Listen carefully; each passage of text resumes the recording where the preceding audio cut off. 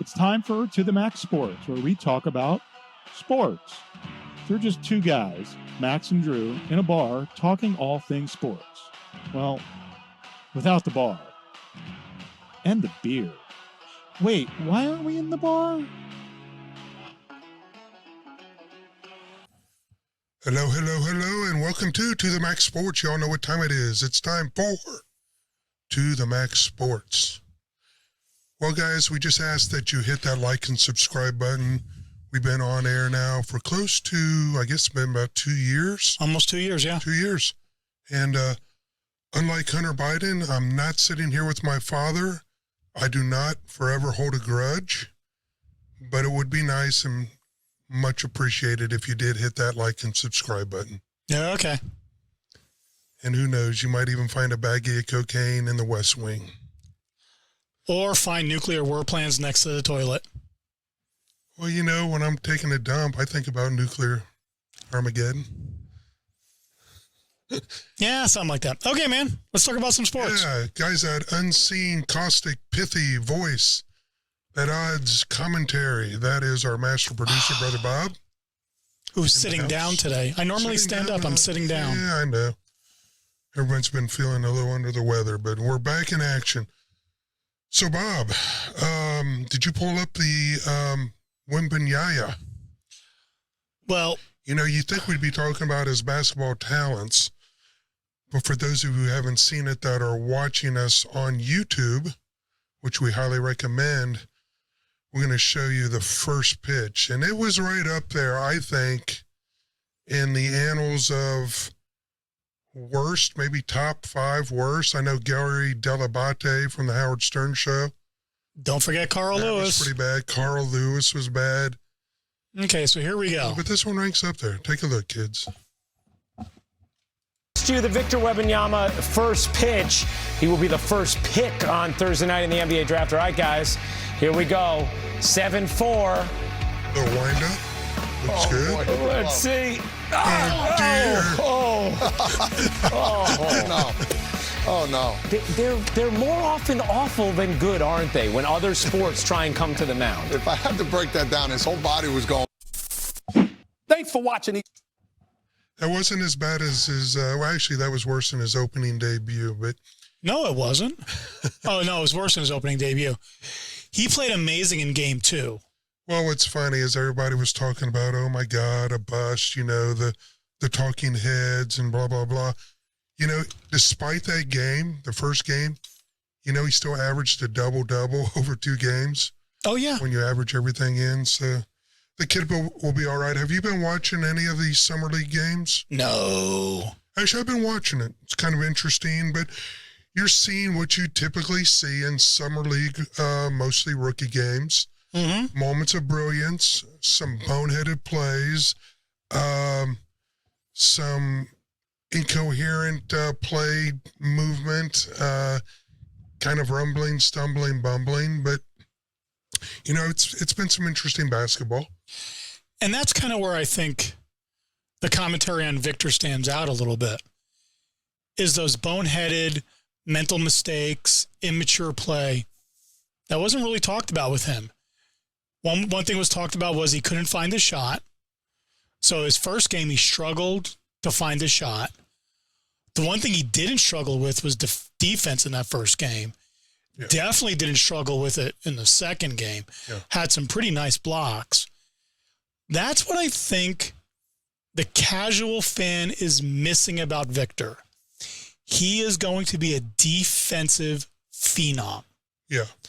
8-foot wingspan. Yeah, it's going to be amazing. Shall I be getting a year image 180 times 180? No, probably not. Yeah. That's a call out to our friend Max, who's not here. Yeah, call out to Max. Well, at the end of the day, he's a 19-year-old kid. I think people were expecting him to come in like Will Chamberlain, score 40 points, get 20 rebounds, 10 assists in his first game, and it just wasn't going to happen. But at the end of the day, you know, he showed what he's capable of. And when you say people, I say idiots. Exactly. Anyone who'd expected him to be anything than what he was an idiot. Yeah. He wasn't there to play a full game. He wasn't there to compete for a win in the NBA regular season. He was there to get some time on the floor, start to ramp up to NBA speeds and NBA physicality. He got a little bit of that in game one, and his second game, he got a lot more of it, performed really well, and now he's shut down, which is pretty much, other than the 2 games of the Summer League, a bunch of my friends were predicting he wasn't going to play at all in the Summer League. Well, I like the fact that they got his feet wet. Now, you got to remember, they had to have been crossing their fingers because Scoot got hurt his first game. The other kid, the 3rd-round pick, he got hurt. Was it him or Thompson? One of them got, so, you just got to really cross your fingers. Well, that's also one of the things that I've brought up over and over and over again about Victor. Scoot and Brandon, the 2nd and 3rd picks, what they didn't really spend a lot of time in their development doing was making sure their bodies physiologically were prepared for the rigors of professional basketball. Victor's been preparing his body for that for years. Although he did say he was extremely fatigued. Yes. But he's been playing a rigorous overseas schedule. I mean, he's been playing nonstop, football for, 9 months now? Or why I said football, basketball. Right? Yeah. So I take the fatigue with a little bit of a grain of salt. One, when he was playing in the French league, their maximum games per week were maybe 2. They didn't play back-to-backs. They didn't play off play.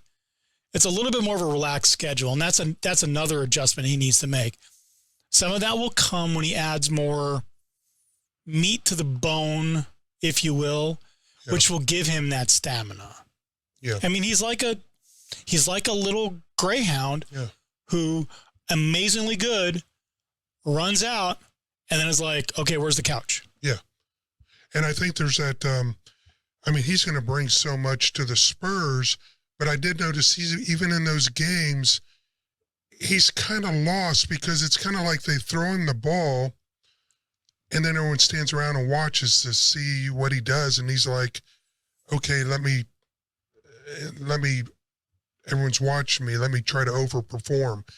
And I think if Pop gets that rotation going with a lot of ball movement, because there was too much, I felt like he's out there on the high 3.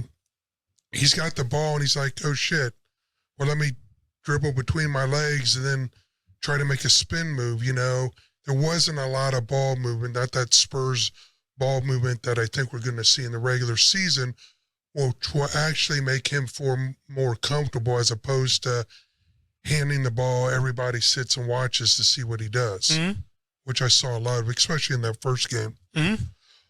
Well, let me tell you about a kid who is really making waves. Anything else about basketball? I think as far as the drafts go, I think Houston did an amazing job. They got that kid Thomas, with the 18th pick. Of course, they got their players. Draft-wise, I think this draft could rival. And let me get my aviator glasses on. We'll see what happens with the Houston Rockets. My issue with the Houston Rockets is it's the Houston Rockets, and they'll find some way to shout upon themselves. Kind of like the Mets do in baseball. Yeah. Could you say, and I'm just speculating here, but I think with the Thompsons, this Kason kid who's really good. I saw the Jazz pick, the number 9 pick, and this kid, Taylor Hendricks, not a name that jumps out at you, probably no one you've heard. Yeah. But watch this kid, number 9 pick. I mean, this kid, he could be another Jazz steal that's always out there. But could this draft class could potentially rival, and which one do you think was the best? 96 had Bryant, Iverson, Camby, Marbury, Stephon. 1984, which to me probably was the best, had Jordan, Barkley, and Olajuwon in it. And then 2003, another good one, you had Wade, James, Carmelo Anthony, Chris Bosh. I think it's way too early for a lot of reasons. I think let's get 5 years down the road. One of my problems with the NBA draft, but it's not a problem, it's an observation. Once you get down past the 10th or 11th pick, you're getting to players that you're not going to see for a year or two. They're not going to have any impact year one because they're not going to see the floor year one.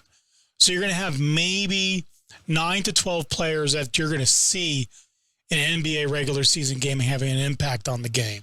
Out of the top 25. Out of all of the drafted, yeah. I mean, you're not going to see a second-round draft pick get a sniff of the floor unless he's mopping it. Yeah. So let's see where it pans out. At the top of the draft, if you want to evaluate the top 3 or the top 5, yeah, let's get about halfway through the season and then see how it goes. I am still maintaining my bet. Victor Wembenyama against the field for Rookie of the Year. Scoot Henderson, for sure. Well, he's in the field. Yeah, he'll be the Rookie of the Year. Okay. We'll see. You can all want. I may be in doubt a lot. I may be wrong, but I'm never in doubt. Oh, yeah. They're back, and I am a long-suffering Cincinnati Reds fan going to baseball. And a couple pods ago, I mentioned a kid named Ellie Dela Cruz. Mm-hmm. This kid's doing things that you just don't see in baseball. I mean, he's been in 30 games plus, 40 hits in those 30 games with 15 stolen bases. Okay. In the history of the major leagues, since time immemorial, going back to 1890, no one's ever done that in their first 30 games. Okay. Add on the fact that he's hit for the cycle already, and he's stolen for the cycle. Did you see the other day? I did. I did see it in the crawl. Yeah. Stole first, second, third, and home. So maybe as a long-suffering Reds fan, they're back. They've got a good young nucleus of players with Steer, Joey Votto's leading the team at 39 in sluggage percentage. So, I just got to give a shout out to the Reds because I'm a long-suffering Reds fan. They blew up a decent team a couple of years ago, and now they've got this young movement project going. So we'll see what happens. It's good for baseball writ large when the Reds are in the conversation. I mean, there are a few other teams that we want in the conversation, and it's good for baseball. You got your Dodgers, your Yankees, your Giants, your Cardinals. Your Red Sox. Your Red Sox. I would say the Cubs are in there as well. Yeah. And a little bit the Braves. Yeah. But which are just... Oh, they're tearing it up too. They're otherworldly right now. So, I think it's good for baseball. Did you watch any of the home run derby? I didn't. I'm not going to lie. Aww. What did I miss? Nothing? You missed a bunch of dingers. They hit a bunch of dingers. Which I've seen for the last 30 years of the home run derby. Yeah, I don't know if Ohtani... It's kind of like the slam dunk contest. At some point, maybe if you got a guy standing on a car or scaffold and he's standing up 40 feet high and they're throwing him and he's, they got to come up with something because shit's getting boring. No, I think it's good the way it is. I think it was unfortunate that Ohtani had the blister. I would have liked to have seen Ohtani out there. Yeah. But what I worry about if I was an A's fan, if I'm an A's fan, I got a lot of worries right now. Well, but if I'm an Angels fan, you got an Angels fan. Yeah. Is my best hitter is going to go up and play the home run derby. And that is not a stroke that a batter uses in a regular game. So if they do 2 or 3 rounds of the home run derby, what does that do to their rhythm? What does that do to their psyche? Are they able to come right back to it? That's my fear. I've actually heard from people who have, well, not heard personally, but read players that have participated in the home run derby, and those that declined the home run derby just for those reasons. It's effed up their swing because it's totally, antithetical to what they're normally. Oh yeah, I mean they're being thrown marshmallows by somebody they know. Yeah, I mean they're just stroking the ball, and that's not what you get during a game. So that's my fear. I'm hoping that Ohtani comes back from his blister. He is not. This is another one of my predictions. He is not an angel at the end of the season. Well, they've got to try to get some value for him. And they probably already asked him, where do you want to go? Yankees, Dodgers, this or that. And now they're making phone calls to those teams saying, yeah, we're going to back up the Brinks truck. We got the money. We've got about 9 prospects we'll give you just for the opportunity to send him our way. So, yeah, I mean, you got to figure it's going to be the usual suspects. I think it's 2, maybe 3 teams, and I think it's the West Coast. I don't think he's going to end up a Yankee. Can they afford him? I don't know. The Dodgers can. Dodgers? The Dodgers are the leading candidate, according to analysts. Yeah.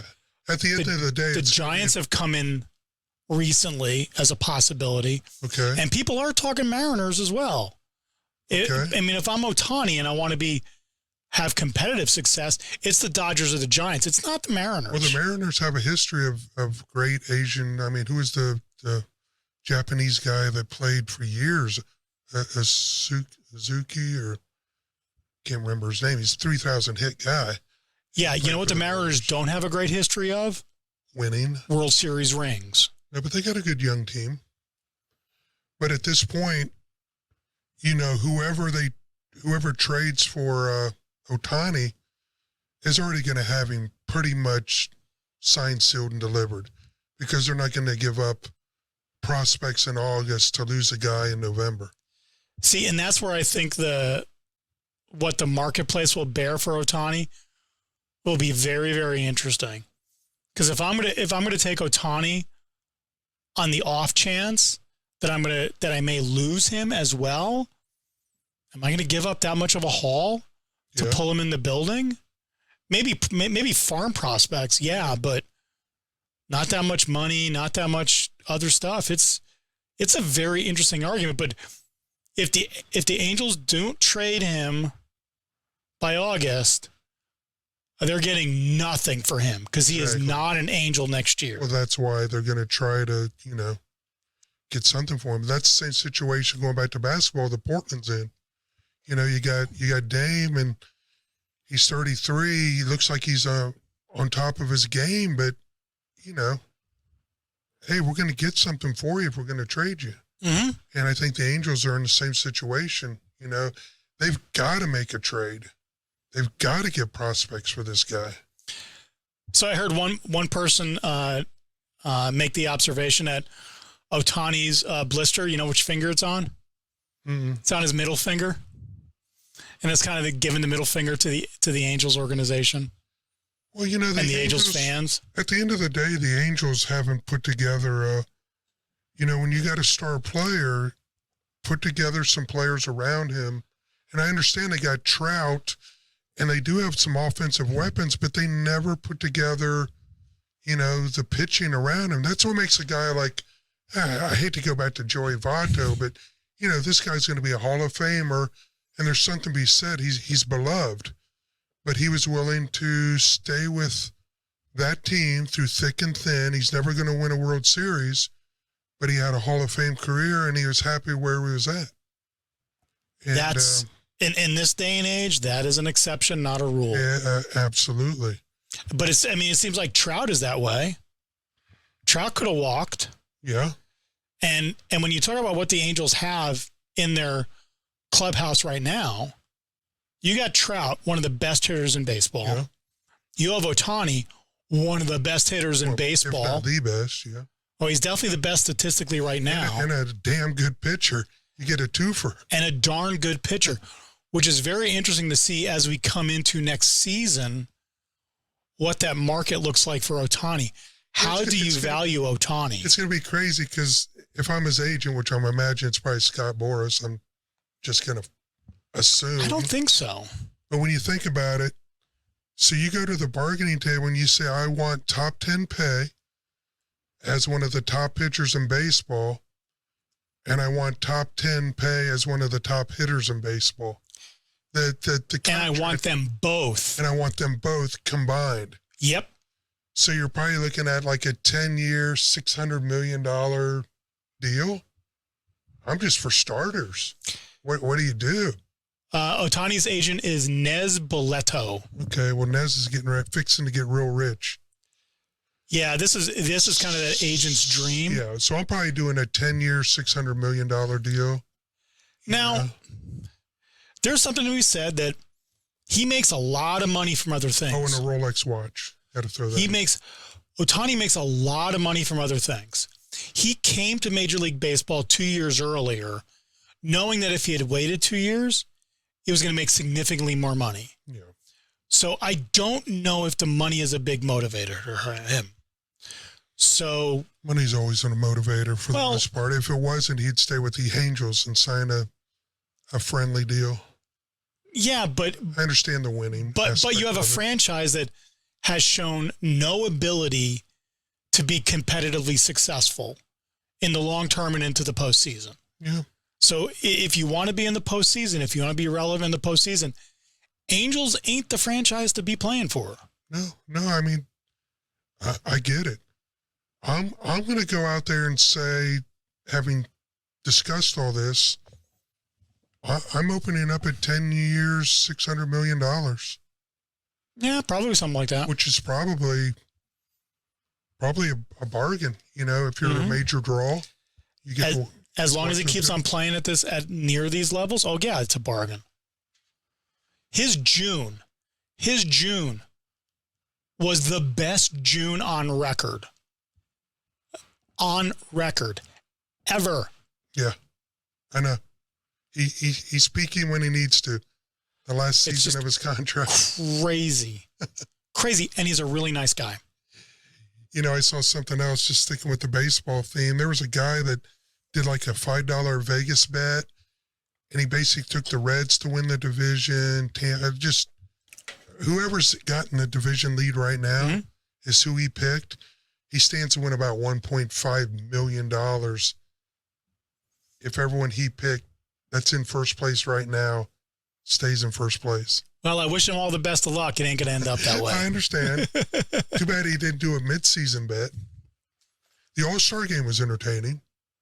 I did enjoy that. I mean, that was a fun game. It was close. It was competitive. I like the aspects of the All-Star game that they do for the broadcast that they don't do a lot of in the regular season.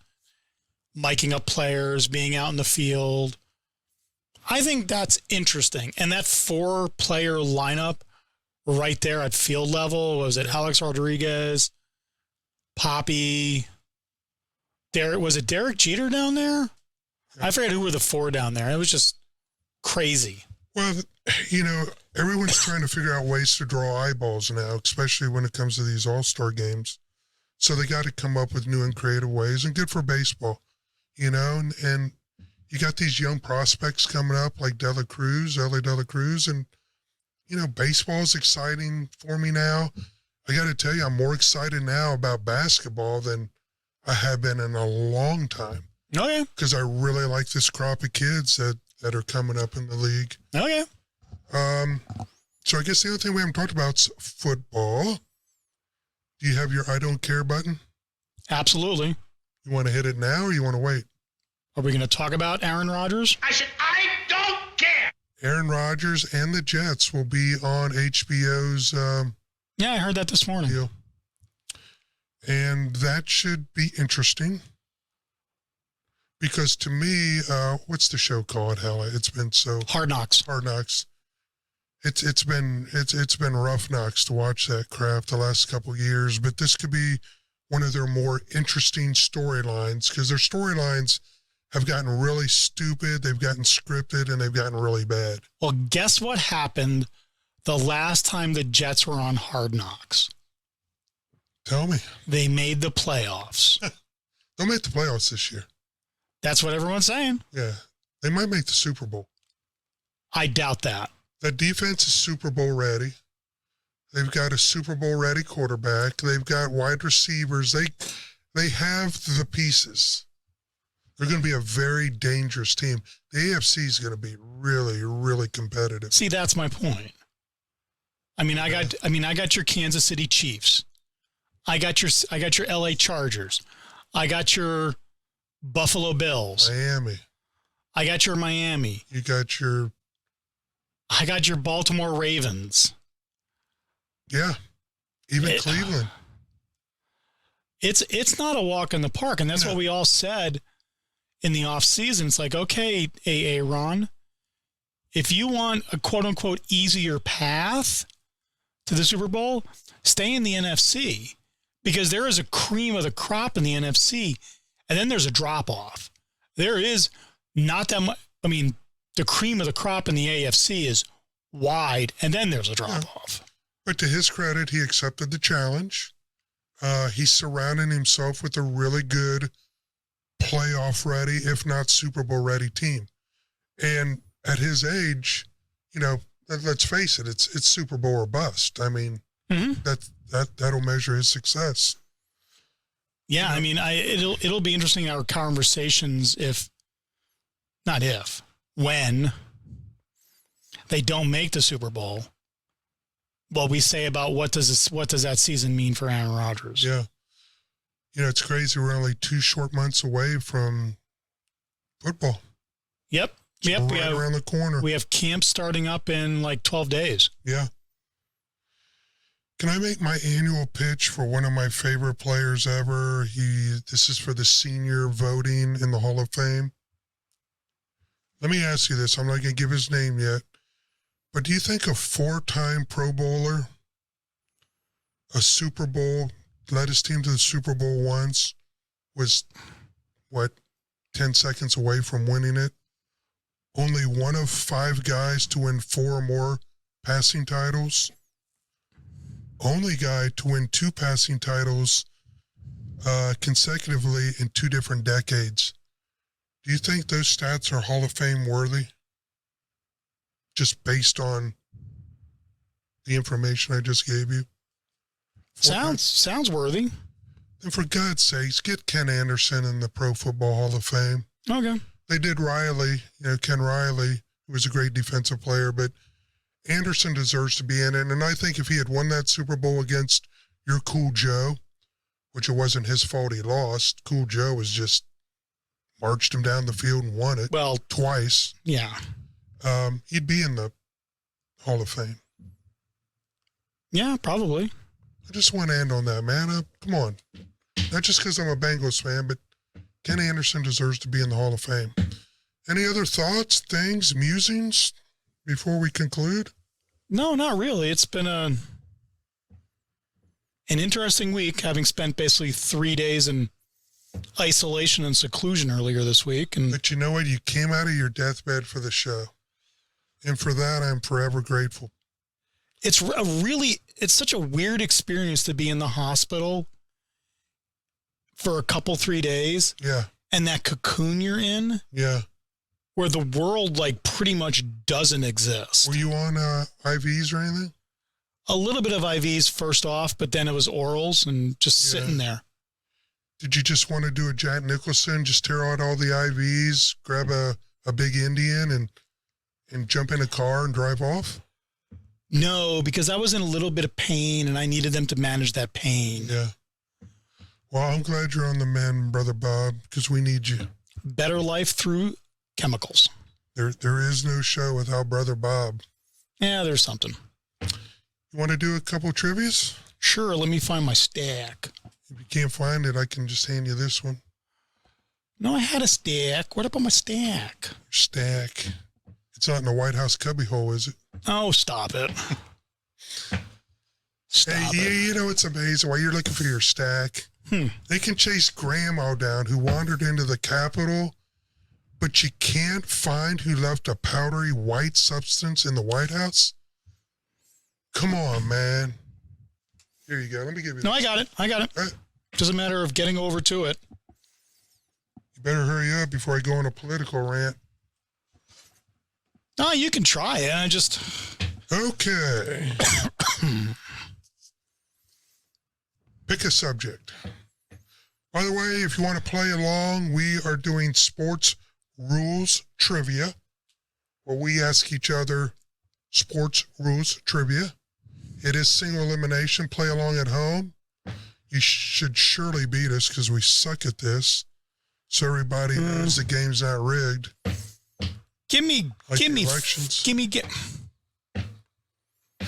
Really? Okay, go ahead. Really? Everyone knows he got 81 million votes, 10 million more than Barack. Everybody knows that. If everyone knows that, why was there no evidence? I'm just going to say that. Why was every court case thrown out for lack of evidence? Okay, give me pro football. Okay, pro football. Or football, whatever's on your card.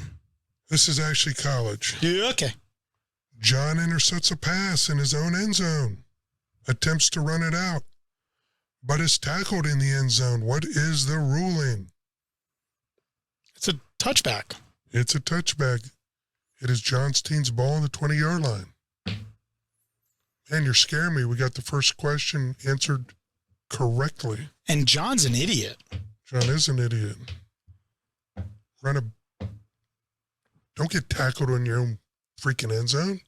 If you can have an opportunity to avoid getting hit by another big boy, put your knee down and avoid getting hit by another big boy. What's wrong with you, John? Okay, you tell me what you want. Don't matter. Ladies' choice. Okay. Golf. Golf. By the way, Michelle Wee, great career. That was a cool ending. She didn't have a great round, but the 20-foot putt to end her She career, had a great ending of that cool round, yeah. It's almost like it was meant to be. I love storybook endings like that. And good luck, Michelle Wee, in your other endeavors. I wish she had focused more on just playing LPGA events earlier in her career. But it was kind of cool. You know, she was one of the OGs that went out there and competed with the boys. And actually was only 2 strokes away from making the cut. Yeah. And beat about 50 other PGA men in that round when she did compete in some of those tournaments. A lot of people, when they're talking about that, reflect on what Tiger Woods' dad, Earl Woods, told him or said about Tigers. Like, we're going to play at one age group. He's going to beat the crap out of everyone at that age group. Yeah. He's going to beat the crap out of everyone at the next one. He's going to beat the crap out of everyone at the next one.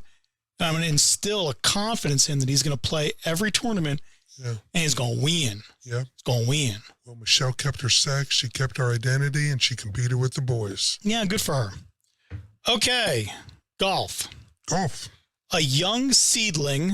A young seedling. That was me one day. Which is out of bounds. Okay. Interferes with John's swing.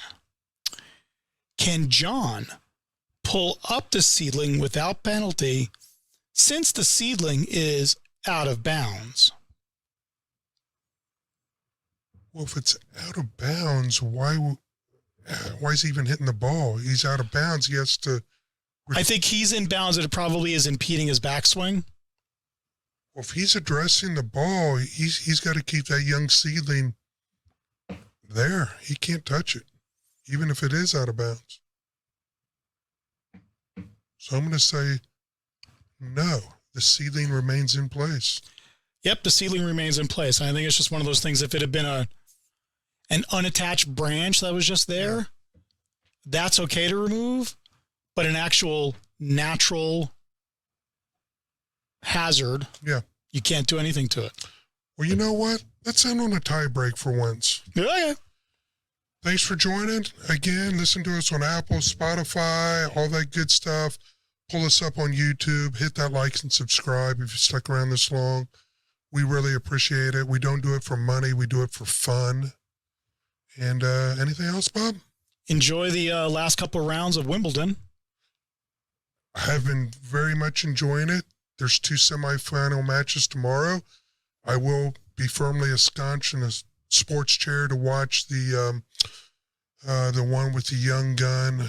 Now I forget his name. Dog it. Djokovic and Alcaraz, I think, are playing. So that'll be a fun one. Until next week, we'll see you. Peace out. Always, OH, IO.